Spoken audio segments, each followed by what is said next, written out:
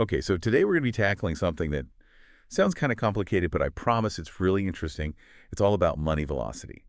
Before we get into it, though, if you're digging these deep dives, we'd really appreciate if you could hit that subscribe button, leave a like, and maybe drop a comment below. It helps us out a ton and lets us know what you guys are into. Now, money velocity. Did you know? Trillions with a T. Trillions of dollars are changing hands every single day around the world. It's mind-blowing, right? It's kind of like this giant invisible game of hot potato with money flying between people and businesses at warp speed. Mhm.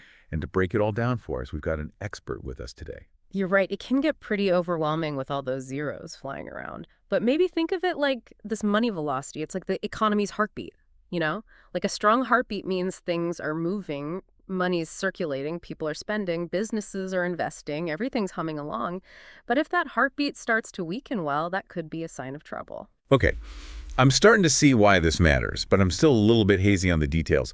Like, what exactly is money velocity? Is it literally like how fast a physical dollar bill moves around? Not quite. It's more about how many times a single dollar gets spent in a certain amount of time. Let's say you've got a $10 bill, right? You use it to buy a coffee.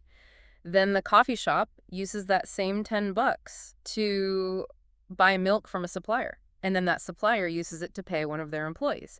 So that $10 bill, it's already changed hands 3 times, just like that contributing to the overall velocity of money. So it's not so much about the actual speed of the dollar bill itself, but more about how quickly it's being passed around like in a relay race. Exactly. Just like in a relay, the faster the baton gets passed, the faster the overall time. Same deal with the economy. The faster that money's moving, the more economic activity is happening. Okay, that makes sense. But how do we actually measure this thing? Do we have people out there tracking every single $10 bill? Not quite. We've got a pretty handy formula that helps us calculate this thing. It's V equals open parenthesis, P times Q, close parenthesis divided by M. V is for velocity. P is the average price level of all the stuff we're buying and selling. Q is the quantity of those goods and services sold, think like GDP. And then M is the total amount of money out there in the economy. Whoa, okay, that looks like it came straight out of my high school algebra textbook. Can you maybe break that down a bit for those of us who might be a little rusty on our formulas? Sure thing. Basically, what we're looking at is the total value of all the transactions happening in the economy. That's the P times Q part. And then we divide that by the amount of money that's available to be spent. That gives us a good idea of how many times on average each dollar is being used to buy stuff. Okay, so if the total value of all those transactions is high and the amount of money is relatively low, Yeah. that means the money's changing hands pretty quickly, so velocity is high. You got it. It's like a bustling market, where everyone's buying and selling and the same coins are constantly changing hands. Gotcha. That's starting to make a lot more sense. But I've heard there are actually different types of money velocity. What's up with that? Yeah, you're right. There are a couple key distinctions. We've got what we call transactions velocity, which, as the name suggests, measures how often money changes hands in every single transaction. Kind of like tracking every time a dollar bill is used, no matter what it's buying. So transactions velocity is like the super zoomed in view tracking every exchange, big or small. Precisely. And then there's income velocity. This one focuses specifically on how money circulates in that cycle of earning and spending income. It's more about that big picture flow of money as people get paid and then use that money to buy things. So transactions velocity is like watching all the ants scurry around an anthill, while income velocity is more like observing the traffic flow on a busy highway. Haha. I like that. They both give us valuable info about how the economy is doing, just from different perspectives. Okay, that clears things up. But what makes money velocity speed up or slow down? Does it just kind of fluctuate randomly? Not exactly random, but it's definitely influenced by a bunch of different factors. Okay, spill the tea. What makes this money merry-go-round spin faster or slower? Well, imagine money velocity like a river, right? Sometimes it's flowing smoothly and steadily, other times it gets all turbulent and unpredictable. One of the biggest things that can shake things up is consumer confidence. Makes sense. When people feel good about the economy, they're more likely to spend, right? Exactly. When consumers are feeling optimistic, they're more likely to buy that new car, take that vacation, invest in a home renovation, you name it. All that spending injects more money into the economy, pushes that velocity river along at a faster clip. But when people are worried about things like a recession or job losses, they tend to tighten their belts and hold on to their cash. That can cause the velocity river to slow down sometimes to a trickle. So it's like the economy has its own mood ring. When it turns blue, everyone starts hoarding their cash. Yeah, something like that. Another big player is interest rates. When interest rates are low, borrowing money becomes cheaper. And that can encourage people to take out loans for things like homes or cars. Businesses might also jump at the chance to invest and expand when rates are low. All that borrowing and spending can really rev up the velocity engine. But when interest rates go up, people get a little more cautious. Right, precisely. Higher interest rates make saving more attractive. So people might be less inclined to spend and more likely to stash their cash in a savings account where it can earn some interest. And if businesses are facing higher borrowing costs, they might hold back on those expansion plans, further slowing down the velocity river. So it's this delicate balancing act. Too much spending can lead to inflation, but too little spending can stifle economic growth. Finding that sweet spot seems pretty crucial. You're hitting the nail on the head. And that's where things get even more interesting when we start to look at how different schools of economic thought view money velocity and its role in the economy. Ooh, this is where we get into the economic cage match. I love a good intellectual showdown. Haha. Well, maybe not a cage match, but there are definitely some lively debates. You've got your Keynesian economists, for example, who believe that government spending can be a powerful tool to boost money velocity, especially during an economic slump. So when the economy is feeling a little sluggish, the government should step in and start spending like crazy. Yeah. Just kidding, but you get the idea. Well, not quite that recklessly. But the idea is that government spending can act like a jumpstart for the economy. They might invest in infrastructure projects, provide financial assistance to struggling businesses, or even just cut taxes to put more money in people's pockets. The goal is to increase demand and get those dollars circulating faster. So from a Keynesian perspective, the government can be like a paddle in that velocity river, helping to steer it in the right direction. Exactly. Then you've got the monetarists who take a different approach. They're all about controlling the money supply to keep inflation in check. They believe that the central bank should focus on maintaining a stable and predictable growth rate for the money supply rather than trying to directly manipulate velocity. Okay, so the monetarists are like the park rangers of the velocity river, making sure it doesn't overflow its banks and cause a flood of inflation. Haha, that's a great analogy. They believe that if the money supply grows too quickly, it can lead to inflation even if velocity itself remains stable. So they advocate for a more hands-off approach, letting the market forces largely dictate the pace of velocity. So we've got the Keynesians paddling away the monetarists, monitoring the water levels. And are there any other players in this economic river rafting adventure? Yes. Don't forget about the modern monetary theorists, or MMTers as they're often called. They take a much more radical approach, arguing that a government that controls its own currency can essentially print as much money as it needs without causing inflation. Wait, hold on. Print as much money as they want. Doesn't that sound a little bit like a recipe for economic disaster? That's a common concern. But MMTers argue that as long as the government spends that newly created money on productive things like infrastructure, education, or green energy, it won't necessarily lead to runaway inflation. They believe the real constraint on government spending isn't the availability of money, but the availability of real resources in the economy. Okay, so the MMTers are like the whitewater rafters of the Velocity River, suggesting we just go with the flow and trust that the rapids won't capsize the boat. Haha, that's a bold way to put it. But they do believe that governments have more flexibility than traditional economic models suggest, and they're not as worried about those short-term fluctuations in velocity. Wow, this is getting pretty complex. So many different perspectives on how to manage this Velocity River. But it seems like all these theories are ultimately trying to answer the same question. How do we ensure a healthy and stable economy? You're absolutely right, and that's where things get even more fascinating when we start to look at the role of central banks and how they grapple with the challenge of money velocity. All right, let's bring in the central bankers. They're like the lock keepers of this Velocity River, right? Controlling the flow and making sure things run smoothly. Exactly. And their job is far from easy, especially when you consider how unpredictable velocity can be. So we've got these central bankers trying to steer this wild Velocity River. Yeah. But as we've seen, it's not always easy to predict or control. What tools do they have at their disposal? Well, one of their main tools is adjusting interest rates. If they want to stimulate the economy and boost velocity, they might lower interest rates. This makes it cheaper for businesses and consumers to borrow money, which can encourage spending and investment. Kind of like widening the river channel, lower rates make it easier for more money to flow through. Okay, lower rates, wider channel, more economic activity. But what about when things start to overheat? When that Velocity River is threatening to overflow its banks and cause inflation? That's when central banks might raise interest rates. Higher rates make borrowing more expensive, which can cool down spending and investment. It's like narrowing the river channel. Higher rates restrict the flow of money, helping to keep inflation in check. So it's a delicate dance, trying to find that sweet spot between encouraging growth and preventing inflation. But as we discussed earlier, money velocity isn't always predictable. What happens when those traditional tools aren't enough? That's when things get really interesting. Take the 2008 financial crisis, for example. The Federal Reserve slashed interest rates to near zero, but the economy was still in free fall. People were panicking, businesses were collapsing, and money velocity plummeted. So it was like the velocity river had suddenly frozen over. Exactly. In that situation, the Fed had to try something more dramatic. They turned to a policy called quantitative easing, or QE, which involved injecting trillions of dollars directly into the economy by buying up assets like government bonds and mortgage-backed securities. Okay, so QE is like breaking up the ice on that frozen river trying to get things flowing again. That's a great way to think about it. The goal of QE was to increase the money supply, lower long-term interest rates, and ultimately stimulate lending and spending. Yeah. And to some extent, it worked. The economy eventually recovered, but it was a long and painful process.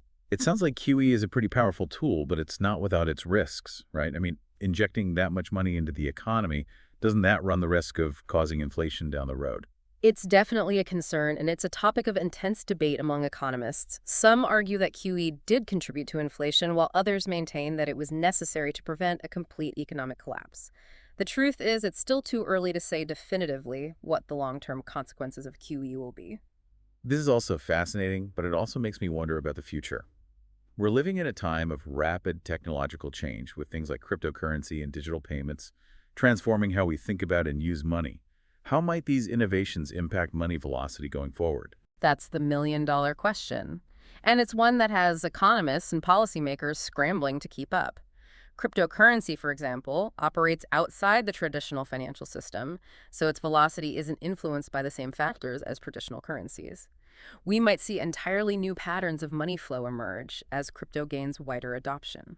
It's like a whole new river system is forming with its own currents and tributaries that we don't fully understand yet. Exactly. And then you have the increasing digitization of everything. More and more transactions are happening online with money zipping around the globe at lightning speed. This could lead to a significant increase in money velocity as friction in the system decreases. So it's like we're upgrading the infrastructure of the entire money river system, making it wider, faster, and more efficient. Precisely. But with any major shift, there are always potential risks and challenges. Increased velocity could lead to greater volatility and make it harder for central banks to manage inflation. We might also see greater economic inequality if the benefits of this faster, more efficient system aren't distributed fairly. It sounds like the future of money velocity is full of both exciting possibilities and potential pitfalls. Absolutely. It's a dynamic and evolving concept, and understanding it is more important than ever as we navigate these uncharted economic waters. You've certainly given us a lot to think about today. I know I'm going to be looking at every transaction I make in a whole new light. That's the goal. The more we understand about money velocity, the better equipped we are to make informed decisions about our own finances and engage in meaningful conversations about the economic policies that shape our future. I couldn't agree more.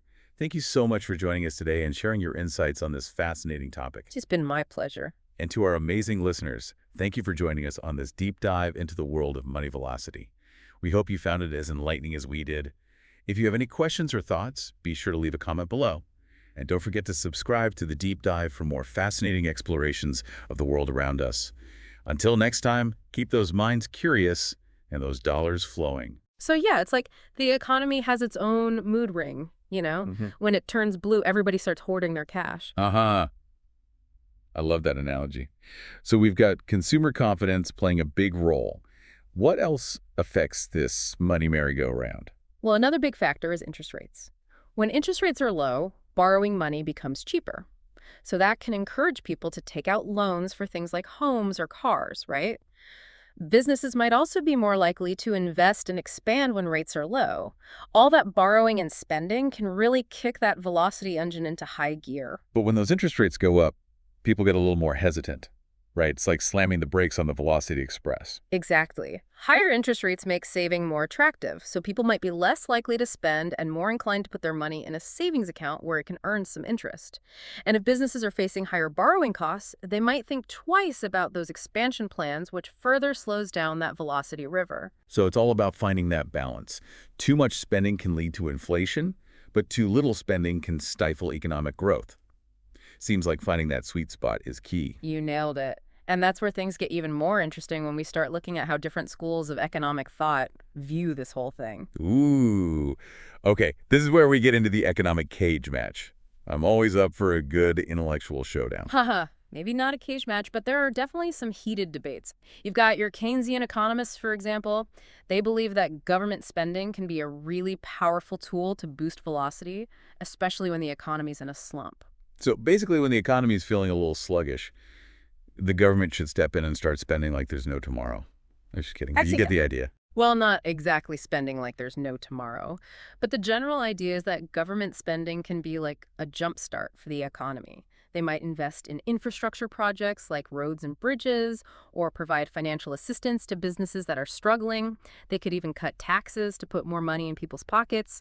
The main goal is to increase demand and get those dollars flowing more quickly. So from a Keynesian perspective, the government can be like a paddle in our velocity river, helping to guide it in the right direction. Exactly. Then you've got the monetarists. They have a different approach. They're all about controlling the money supply to keep inflation under control. Monetarists believe that the central bank should focus on maintaining a steady and predictable growth rate for the money supply, rather than trying to directly influence velocity. Okay, so if the Keynesians are the paddlers, then the monetarists are like the park rangers of the velocity river, making sure it doesn't overflow and cause a flood of inflation. Haha, I like that analogy. They believe that if the money supply grows too quickly, it can lead to inflation, even if velocity itself stays the same.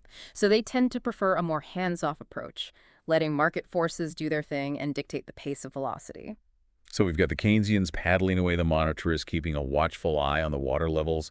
And are there any other adventurers joining us on this economic river rafting trip? Ah, yes. Don't forget the modern monetary theorists, or MMTers for short. They've got a much more radical viewpoint. They argue that a government that has control over its own currency can basically print as much money as it needs without triggering inflation. Hold on a sec. Print as much money as they want. Doesn't that sound a little bit risky? Like a recipe for disaster. Yeah, that's a pretty common concern. But MMTers say that as long as the government uses that newly printed money for productive things like building infrastructure, improving education, or investing in green energy, it won't automatically lead to runaway inflation. They believe that the real limit on government spending isn't the amount of money available, but the availability of actual resources like labor and materials. So the MMTers are like the whitewater rafters in our velocity river metaphor. They're saying just go with the flow and trust that we won't hit any major rapids and capsize. Uh-huh, that's one way to put it. They definitely believe that governments have more wiggle room than traditional economic models suggest, and they're not as concerned about those short-term ups and downs in velocity. Wow, this is getting pretty complex. So many different ideas about how to manage this velocity river. But it seems like all these theories are ultimately trying to answer the same fundamental question. How do we create a healthy and stable economy? Exactly. And that's where things get even more interesting when we bring in the central banks and see how they try to tackle this whole money velocity puzzle. Okay, let's bring in the central bankers. Are they like the lock keepers of our velocity river, making sure the flow is just right and everything runs smoothly? That's a great way to think about it. And their job is definitely not easy, especially when you consider how unpredictable velocity can be. Their job is tough, for sure, especially when you think about how unpredictable money velocity can be. So we've got these central bankers trying to manage this sometimes wild river of money. What are some of the tools they use to do that? One of their main tools is adjusting interest rates. If they want to give the economy a little boost and get that velocity up, they might lower interest rates. That makes it cheaper for people and businesses to borrow money, which can encourage spending and investment. It's kind of like widening the river channel. Lower rates let more money flow through more easily. Okay, so lower rates, wider channel, more economic activity. Makes sense. But what about when things start to get a little too hot? Like when that velocity river is about to overflow its banks and cause inflation. Well, that's when they might raise interest rates. Higher rates make borrowing more expensive, so it can help cool down spending and investment a bit. It's like narrowing the river channel. Higher rates restrict the flow of money and help keep inflation in check. So it's this constant balancing act, trying to find that sweet spot between encouraging growth and keeping inflation under control. But as we talked about earlier, money velocity can be kind of unpredictable. What happens when those usual tools just aren't enough? That's when things get really interesting. Think back to the 2008 financial crisis for a sec. The Federal Reserve slashed interest rates practically down to zero, but the economy was still in a tailspin. People were panicking, businesses were closing left and right, and money velocity just plummeted. So it's like that velocity river suddenly froze solid? Pretty much. In a situation like that, the Fed had to try something more drastic. They turned to a policy called quantitative easing, or QE for short. This involved pumping trillions of dollars directly into the economy by buying up assets like government bonds and mortgage-backed securities. So it's like QE was breaking up the ice on that frozen river trying to get the water flowing again. Exactly. The goal of QE was to increase the money supply, lower long-term interest rates, and ultimately encourage lending and spending. And to some extent, it did work. The economy eventually recovered, but it was a long and difficult process. QE sounds like a pretty powerful tool, but it must come with some risks too, right? Injecting that much money into the economy, doesn't that increase the risk of inflation down the line? Yeah, that's definitely a concern and a hot topic of debate among economists. Some argue that QE did contribute to inflation, while others say it was absolutely necessary to prevent a complete economic meltdown. Honestly, it's still a bit too early to say for sure what the long-term effects of QE will be. All of this is super fascinating, but it really makes you think about the future. We're in this time of such rapid technological change with things like cryptocurrencies and digital payments completely changing how we think about and use money. How do you think these innovations might affect money velocity in the years to come? That's the million-dollar question. And it's one that economists and policymakers are wrestling with right now. Cryptocurrency, for example, it operates completely outside the traditional financial system, so its velocity isn't affected by the same things as regular currencies. As crypto becomes more widely adopted, we might see totally new patterns of money flow emerge. It's almost like we're witnessing the formation of a whole new river system with its own unique currents and tributaries that we're just beginning to understand. Exactly. And then you've got the increasing digitization of practically everything. More and more transactions are happening online, with money zipping around the globe at lightning speed. This could lead to a big jump in money velocity as the friction in the system decreases. So it's like we're upgrading the entire infrastructure of the money river, making it wider, faster, and more efficient. Exactly. But like with any major change, there are always potential risks and challenges. Increased velocity could lead to more volatility, making it harder for central banks to manage inflation. We might also see a widening gap between the haves and have-nots if the benefits of this faster, more efficient system aren't distributed equally. It sounds like the future of money velocity is full of both exciting possibilities and potential pitfalls. You got it. It's a dynamic and constantly evolving concept, and understanding it is more crucial than ever as we navigate these uncharted economic waters. Well, you've definitely given us a lot to think about today. I know I'm going to be looking at every transaction I make in a whole new way. That's what we like to hear. The more we all understand about money velocity, the better equipped we'll be to make smart decisions about our own finances and engage in meaningful conversations about the economic policies that shape our future. Couldn't have said it better myself. Thanks so much for joining us today and breaking down this complex topic in such a clear and engaging way. It's been a pleasure. And to all our amazing listeners out there, thanks for tuning in to the deep dive and joining us on this exploration of the world of money velocity. I hope you found it as insightful as we did. If you have any questions or thoughts, be sure to leave a comment below and let us know. And don't forget to subscribe to the deep dive for more fascinating deep dives into all sorts of topics. Until next time, stay curious and keep those dollars flowing.